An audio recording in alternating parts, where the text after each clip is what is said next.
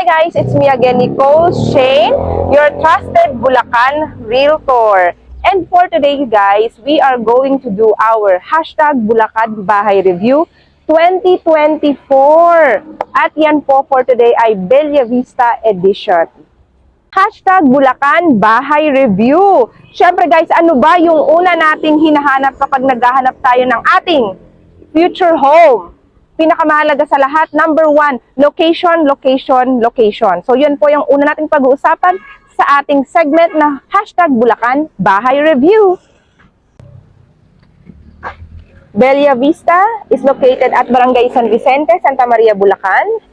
Nakikita nyo naman guys sa video ko, una nating pag-uusapan ang location. So ito po ay along Governor Halili Tungkong Manga Road, yung main road na yan. So ang maganda sa project, along the main road siya. 15 minutes drive from here.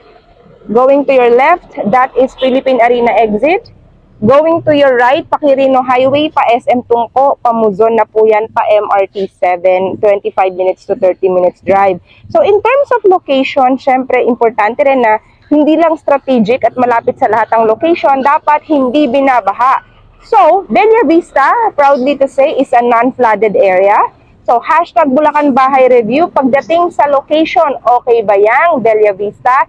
Watch until the end dahil guys sa ating segment na hashtag Bulacan Bahay Review, at the end of this video, bibigyan natin ng ratings ang tatlong bagay na pinaka-importante sa paghahanap ng bahay. Yun ay, number 1, location. Number 2, price. Number 3, yung kanyang unit features, yung mismong bahay, di ba? Baka maganda nga yung location, ang pangit naman ng bahay. So, stay tuned for our Bella Vista hashtag Bulacan Bahay Review. Hashtag Bulacan Bahay Review, syempre, isa sa pinaka-importante din ang unit features. Yun po yung magiging content natin for today sa ating hashtag Bulacan Bahay Review. Location, unit features, and price. And later on at the end of this video, magbibigay tayo ng ratings natin dyan para sa Bella Vista. So sa project na ito guys, by Dolmar Land Incorporated, more than 50 years in the real estate industry, there are only 2 models na pwede mong pagpilian. Yun ay Beatrice on my right side, Bettina on my left side. Okay, unit features, syempre una mong aalamin, yung sukat ng lote, pinakamaliit sa project na to, 80 square meter. Pinakamalaki, mayroong mga 100 square meter plus, pataas yan. Depende sa inventory, pero ngayon, sa current inventory, marami po tayong malalaking lot area. 80 square meter, it's actually not bad. So, itong model na ipapakita ko sa inyo guys, ito, ang minimum lot nito ay 80 square meter. May gate and fence sa likod ko, pero sa turnover, hindi kasama yung gate and fence, para lang yan sa model unit. So, yun yung i-review natin, papasukin din natin yung loob, tignan natin kung maganda ba ang unit features ng bawat model ng Bella Vista. Let's start with Bettina model. Ang minimum lot na 80 square meter ay mayroon ka ng garden sa harap, sa likod, at meron ka ng malaking garahe na pwede up to 2 carports. In fairness, sa kanyang garden space, kung magpapakabit ka ng gate, mula sa gate na yan hanggang doon sa pinto, nakita nyo naman, di ba guys, maluwag siya talaga. Ang turnover ng kanyang pinto ay steel door. Yan. Ang floor area ng Bettina model ay 63 square meter guys. At ito na yung magiging living area mo. Ang maganda, sa likod ng pinto, sa ilalim ng hagdan, mayroon ka pang storage. Pwede mong ilagay dito yung mga panglinis mo o lagyan ng mga sapatos. O diba guys, para ma-maximize yung space. Ang turnover ng tiles sa first floor ng Bettina model ay hindi na ganito kaliliit, kundi 60 by 60 na po. Ito na siya, syempre, new and improved na siya.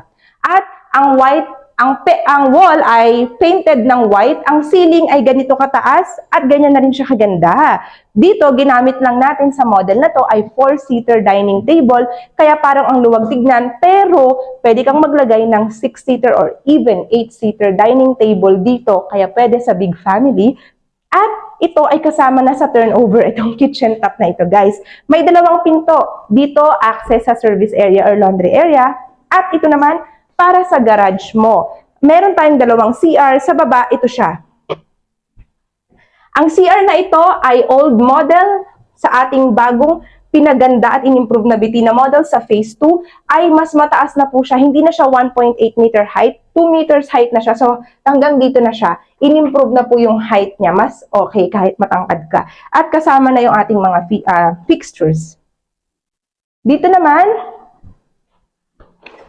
sa ating, medyo malakas lang yung hangin. Yan. Kasama na sa turnover, itong cut na lang natin yun. Sige, kaya mo na. Ang lakas po kasi talaga ng hangin dito sa sa Bella Vista. Kaya, ang ng pinto. Anyway guys, ito na nga, may garden ka sa likod. Tapos, ang laki pa ng space mo dito. Kasama to sa turnover, itong laundry area or dirty kitchen na to. Oh, another garden on this side. At ganito kaluwag ang iyong garahe. Carport na pwede kahit dalawang sasakyan.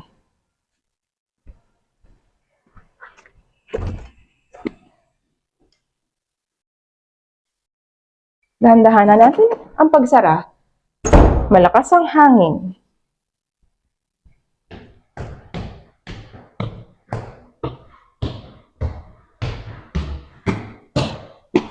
Second floor of your Betina model, mataas ang ceiling, mayroon kang balcony na pwede mo pang i-expand in the future. Ang balcony na ito guys, nakikita mo maliit lang siya ngayon, di ba? Pero pwede mo lang i-expand hanggang sa sakop ng iyong property. Malaking garage or balcony, inflatable pool, barbecue party, pwede mong gawin dun.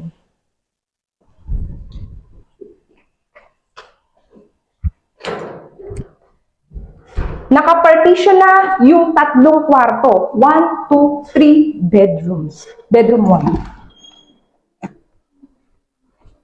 Bedroom number 1.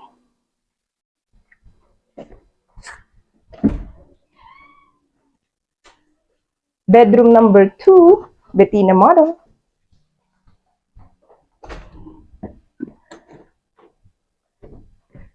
This is your master's bedroom for Betina model. Can you imagine? 3 spacious bedrooms. And, of course, you have your own toilet and bath. Sa second floor, ayan. Mataas ang ceiling ha for this second floor Betina model, toilet and shower. Ito naman ang view niya. Kung coming from the stairs ka, there you have it, our Betina model unit features. Beatrice model naman po tayo. Same thing, minimum lot area of 80 square meter kagaya ng sa Betina, ganun din dito. May maluwag kang garden space pero nagbago na po ang itsura or exterior model ng ating Beatrice model. Kasi meron na siyang nakapaarko na ganito. At naging dalawa ang pintuan. Merong maliit na pinto dito, may malaki dito kasi dito ang iyong main door. Ito naman ay storage. Ang storage ay malaki. Meron pa dyan sa ilalim, meron pa dito. Diba? Kasya nga ako eh.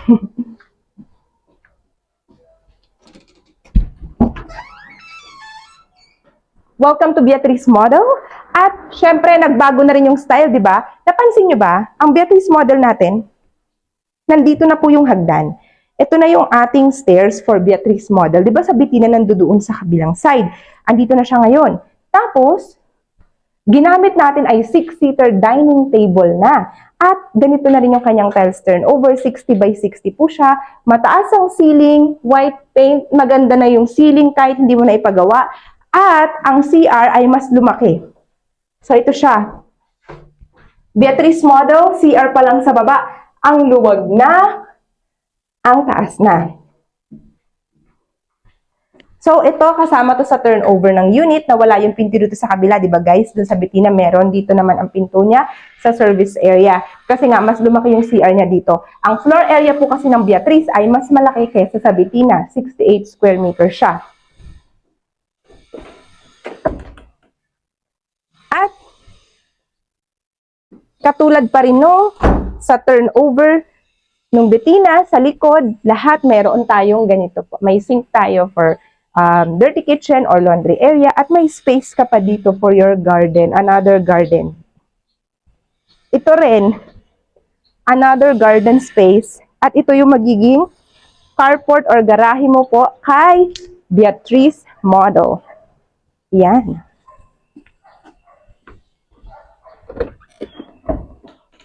Let's go to the second floor.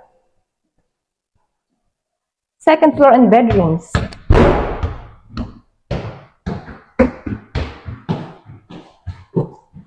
Beatrice model, guys, ay mas malaki po ang kanyang hallway kumpara kay Bettina model. Kasi nga, mas malaki ang floor area nito. So, ayan siya, oh. Ganyan. Ganito po siya. Beatrice model, 1, 2, 3 bedrooms. Nandito yung kanyang toilet and shower. Mas malaking toilet and shower for Beatrice model.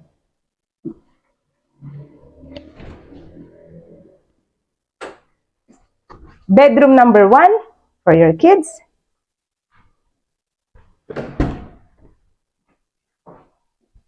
Bedroom number 2, diba? If you have a big family, talagang malaki yung bedroom number 2, kala mo masters na, diba? Hindi pa po yan masters. Dahil ito pa lang po ang ating master's bedroom, double bed, queen size bed, pwedeng-pwede. Ang space na to, gagamitin mo siya para sa iyong closet, 'di ba? Dito mo ilalagay kasi nga may malaki pang space diyan. At napunta na sa harap ng bahay yung kanyang balcony. Yan, pwedeng-pwede mo ring ipa-expand ang balcony ni Beatrice model para mas malaki po siya. Hashtag Bulacan Bahay Review. There you have it. Location and unit features ng Bella Vista. At syempre, isa sa pinakamahalaga na hindi nyo dapat kalimutan para malaman mo kung para sa'yo ba ang project na to, hashtag Bulacan Bahay Review, price. Diba? Hindi natin pwedeng kalimutan ang presyo, guys. Kaya naman, let's see if okay ba ang presyo ng Bella Vista project by Dolmar Land. Let's start with the Bettina model. Ang kanyang total contract price ay ito. Please note that I am giving you the most updated and recent pricing computation for Bella Vista. So yan po ang ating total contract price for Bettina model. At ito naman yung kanyang reservation. Monthly down payment, guys, pwedeng 10%, pwedeng 20%, pero let's start with the 10%. Yan po yung promo DP, 10% lang pwede. At for Beatrice model, ito naman po siya, ang kanyang total contract price. Yan po yung starting for 80 square meter. At ang reservation ay ito naman. At syempre, 10% down payment promo also for Beatrice model ay ito naman. Yan. So, pwedeng bangko, pwedeng pag-ibig, 10% bank, 10% DP, 90% bank, 20% DP, 80% pag-ibig. Pag nagpag-ibig ka, syempre, mas malaki yung down payment mo, dodoblehin mo lang yung pinakita kong computation kanina. Tapos, syempre, mas mababa na lang yung magiging amortization. So, ganun po siya. And how about the required income? Syempre, guys, mas okay dito kung mas malaki yung DP mo, tapos ipapag-ibig mo siya from 90, 100,000. Yes, pasok naman po tayo sa ganong salary, solo or combined, kasi kung pag-ibig. Pero kung bangko, mas malaki yung ilo-loan mo, syempre dapat 100, 120,000 yung ating pong salary sa project na ito. Alright? So that is your hashtag Bulacan Bahay Review for the pricing. Hashtag Bulacan Bahay Review 2024 Bella Vista Edition. Syempre guys, ito na po ang ating ratings. Baka sabihin nyo, bias ka naman kasi syempre, seller ka, binibente mo yan, agent ka ng Bella Vista. Okay guys, maybe you are half right with that, but let me give you the reason why I am going to give you a very useful rating for this project. Number 1 guys, I am not an employee or an exclusive agent for Bella Vista. It's just one of the projects that I am accredited and that I sell in the area of Bulacan. Ang realty po namin ay sell all. Hawak ko po ang halos lahat ng project sa Bulacan area. So yes, you can still trust my ratings for this project kasi nga, lahat po ng projects hawak ko Alam ko yung mga location nila, alam ko yung mga advantages at mga disadvantages nila, and more so, alam ko yung mga presyo nila. 'di ba? Kaya alam ko kung ano yung mas mahal at mas mura at mas malaking bahay sa ganitong presyo at sa ganyang presyo. 'Di ba guys? So siguro naman with that, meron naman siguro akong karapatan kahit papano na magbigay ng sarili kong ratings dito. So sa aking content na #Bulacan Bahay Review, this is my personal rating as a realtor and also an investor kasi guys, kahit realtor ako, investor din po ako ng mga properties. Pero, I will give you a chance. Gusto ko magbigay rin kayo ng sarili nyong rating. Comment down below. Comment nyo po yung rating nyo para sa Bella Vista nito kasi I will be doing this content, #Bulacan Bahay Review 2024, sa mga projects na hawak ko dito sa Bulacan. So, hindi lang po sa Bella Vista ha. Kaya, stay tuned lang kayo and don't forget to subscribe and hit that notification bell para lagi po kayo updated sa mga Bulacan Bahay Review na gagawin ko. So, in terms of location, guys, hindi ako nagpapakabayas. Bakit ba naman? Taga dito ka din. Kasi naman, I'm 7 minutes drive away from Bella Vista. Taga same barangay po ako di ba? Dito rin ako nakatira. So, syempre, alam ko na it's a non-flooded area kasi nga I'm from here. And also, yung location niya kasi gitna. Pag sinabi mong gitna, kung ikaw yung buyer na ang priority mo, mas malapit ka sa North Luzon Expressway, ang option mo kasi ito, hindi lang Marilao exit, hindi lang Philippine Arena, pati Bukawi exit. Imagine, 3 exit na yan, option mo yan. Pinakamalapit ka sa Philippine Arena, hindi naman siguro araw-araw may concert sa Philippine Arena. So pag sinabi mong, paano kung time na rush hour, may concert pa sa Philippine Arena, sobrang traffic, you can opt for Bukawi exit. Philippine Arena, it's just the closest kasi around 15 minutes drive, nasa Bella Vista ka na. Pero kung magbo-Bukawi exit ka, parang dagdagan mo lang ng 5 to 10 minutes yung drive mo. O, diba? Ang dami mong option. At ang maganda doon, dahil along the main road siya, at siya ay boundary ng San Jose del Monte, Bulacan, napakamahal na po kasi ng zonal value ng San Jose del Monte, Bulacan, ikaw, kahit taga Bella Vista ka, may access ka pa rin. Access ka sa MRT7. Ibig sabihin nun, from here, pwede kang sumakay ng public transport or kung magdadrive ka, diba, to SM Tungko. And then, after that, dun naman sa Quirino Highway, SM Tungko, diba, doon yung magiging last station ng MRT7 or magkakaroon din ng station yun doon. Kasi hanggang ngayon sa ano pa lang siya, nasa bandang Malaria, lagpas ng Pangarap, yung station na ginagawa ng MRT7. Kaya nga ngayon, medyo traffic ang Quirino Highway kasi nga, ongoing yung construction po doon. Ang maganda sa project na to, you have an option. Gusto mong mag-Quirino Highway or gusto mong mag-NLEX. Siyempre, pwede mag-NLEX ka. Kung papunta ka ng QC Manila, may sarili kang sasakyan, go for the North Luzon Expressway, di ba guys? Kung public transport naman, meron na ring mga bus dyan sa Muzon na 10 minutes drive from here na may sakayan na Pabalintawak, Kamatsile, Monumento, Santa Ana, Manila. O, di ba? So, napaka-accessible niya sa public transports natin. #Bulacan Bahay Review. Without any bias, I'm giving Bella Vista 9/10. So, 10 is the highest. Okay? Kasi sa location talaga, yun din ang reason kung bakit mabenta to sa mga OFW tsaka sa mga taga Manila tsaka taga South, taga Rizal na nagpupunta pa ng Bulacan. Dahil po sa talaga mismo, sa location niya rin talaga. So, 9/10, it's not bad. I cannot give it 10/10, di ba? Wala namang perfect. Parang perfect, hindi naman. 9/10.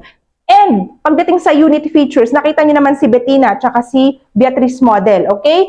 Wala ka nang makikitang 3 bedrooms, 2 toilet and bath na ganun kalaki yung floor area dito sa Bulacan with that given price. So, in terms of unit features, I will not be biased. I will give it 8/10. Bakit 8/10, di ba? Kasi 10/10 siguro siya kung ita-turn over din siya with the gate and fence, di ba? Pero hindi na kasi kasama yung gate and fence dito, guys. And ang maganda naman doon kayo magkakaiba ng mga neighborhood mo. Syempre, kanya-kanyang design kayo ng mga gate and fence, di ba, guys? So, I will give it 8/10 kasi for the fact na yung bahay niya, parehong model, 3 bedrooms, 2 toilet and bath, swak sa malaking pamilya. Kaya 8/10. So, how about sa price naman? Okay, pag-usapan natin yung presyo. Nakita niyo yung total contract price.